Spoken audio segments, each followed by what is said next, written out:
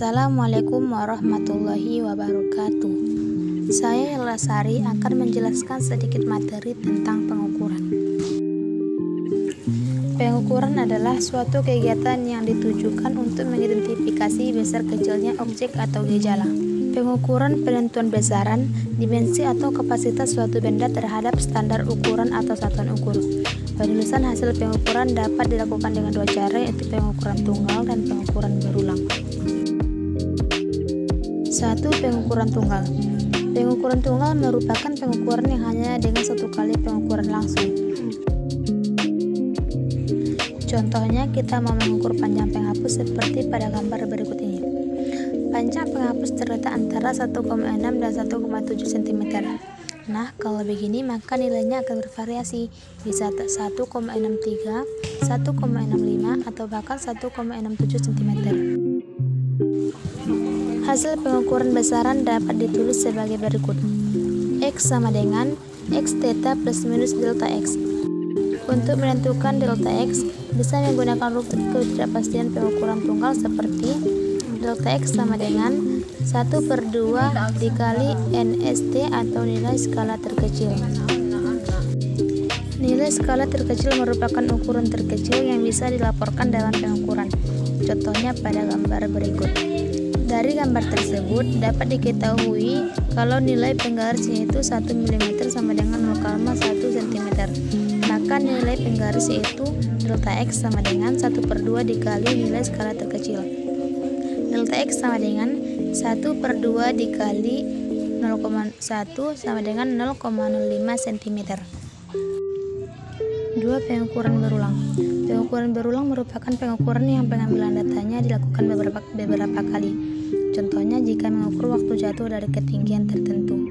Dari 5 kali percobaan, ternyata waktu jatuhnya itu berbeda-beda. Misalkan, percobaan pertama 0,85 sekon, percobaan kedua 0,72 sekon, percobaan ketiga 0,79 sekon, percobaan keempat 0,52 sekon, dan percobaan kelima 0,72 sekon.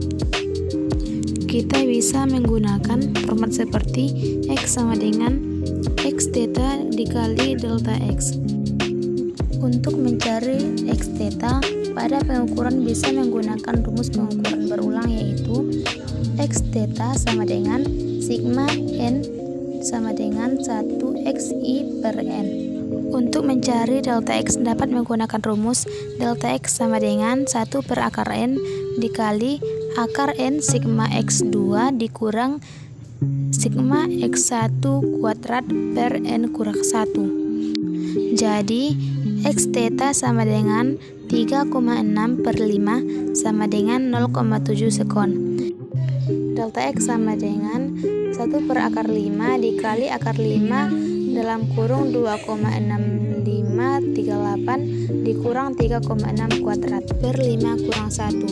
Delta X sama dengan 1/5 dikali akar 13,269 dikurang 12,96 per 4. Delta X sama dengan 1/5 dikali 0,07725 sama dengan 0,124298029. Jenis-jenis pengukuran. Pengukuran dibagi menjadi dua, yaitu pengukuran langsung dan pengukuran tidak langsung. Macam-macam alat ukur yaitu panjang, massa, dan waktu. A. Alat ukur panjang. Alat ukur panjang menggunakan mistar, jangka sorong, dan mikrometer sekrup. A. Mistar. Pada umumnya, mistar memiliki skala terkecil 1 mm atau 0,1 cm. Pada saat melakukan pengukuran, arah pandangan harus tegak lurus dengan skala pada mistar dan benda yang diukur. Jika pandangan mata tertuju pada area yang kurang tepat, maka nilai hasil pengukuran bisa menjadi lebih besar atau bahkan lebih kecil. B. Jangka sorong. Jangka sorong terdiri atas dua bagian, yaitu rahang tetap dan rahang geser. Skala panjang yang terdapat pada rahang tetap merupakan skala utama, sedangkan skala pendek yang terdapat pada rahang geser merupakan skala nonius. Skala utama pada jangka sorong memiliki skala dalam cm dan mm, sedangkan skala pada jangka sorong memiliki memiliki panjang 9 cm dan dibagi dalam 10 skala, sehingga beda satu skala nonius dengan satu skala pada skala utama adalah 0,1 mm atau 0,01 cm. Jadi, skala terkecil pada jangka sorong adalah 0,1 mm atau 0,01 cm. J. Mikrometer sekub. Skala utama mikrometer sekub mempunyai skala dalam milimeter, sedangkan skala noniusnya terbagi dalam 50 bagian. Satu bagian pada skala nonius mempunyai nilai 1/50 dikali 0,5 mm atau 0,01 mm.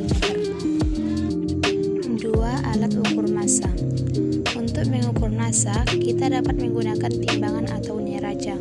Ada beberapa macam neraca, antara lain neraca Pegas, neraca samalengan, neraca Ohaus, atau neraca tiga lengan, neraca lengan gantung, dan neraca duduk. 3. Alat ukur waktu. Standar satuan waktu adalah sekon atau detik. Alat yang digunakan untuk mengukur waktu biasanya adalah jam atau arloji. Untuk mengukur selang waktu yang pendek digunakan stopwatch. Stopwatch memiliki tingkat ketelitian sampai 0,01 detik.